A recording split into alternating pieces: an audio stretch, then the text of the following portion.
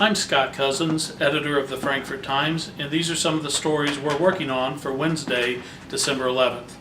The Clinton County Council voted Tuesday to hire outside legal counsel to represent them in the ongoing 450 West litigation between County Commissioners President Skip Evans and the County Commissioners. The council agreed unanimously to employ attorney Eric Burns. The vote to hire outside counsel came after a heated discussion involving the council, Evans, and fellow Commissioner Burt Weaver. The council's action comes after a petition was filed December 3rd by Evans' attorney, Dave Little, requesting a ruling on who should pay his $26,000 in attorney fees. In other news, Frankfort City Council voted 4-2 Monday in favor of an ordinance amending parking restrictions in the downtown area. Some of the proposed changes would include restricting parking to 2 hours in front of the library and renting spots in city-owned lots. The ordinance must go through 2 more readings before being formally enacted. City officials have been actively working on amending the parking ordinance for some time. Council members Wanda Mitchell and Eric Woods voted against the ordinance. Councilman Jim Moyer abstained because he came to the meeting late.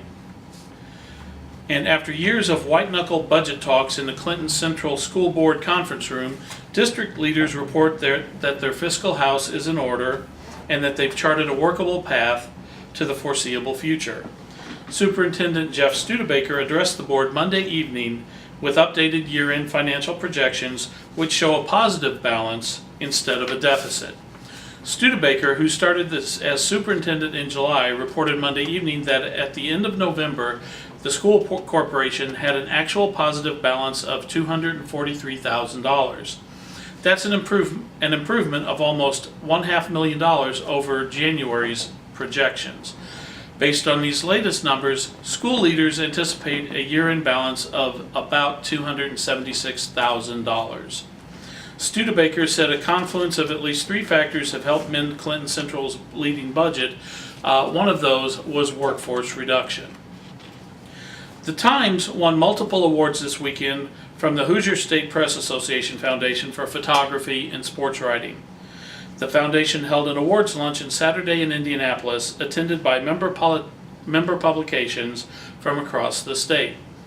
Editor Scott Cousins, me, won 3 Division III photography awards in different categories. 3rd place for Spot News, 2nd place for Feature, and 1st place for Best Multiple Picture Group. Phil Friend, who served as sports editor for the Times until late September, also won an award during the luncheon. He took a 3rd place for his sports event coverage, quote, "Cheap Shots Overshadow Frankfort Victory," end quote, published September 1st, 2012. And then finally, Sunday was Art Day for Gene and Linda Marshall of Mulberry.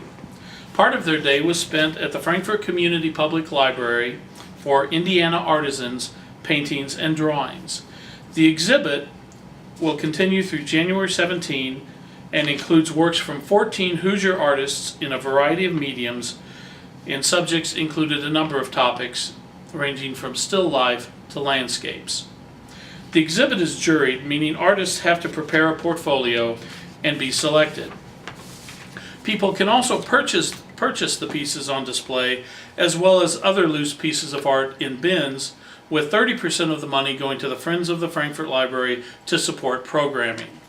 Thank you. These stories will be available in our publication Wednesday and also at ftimes.com.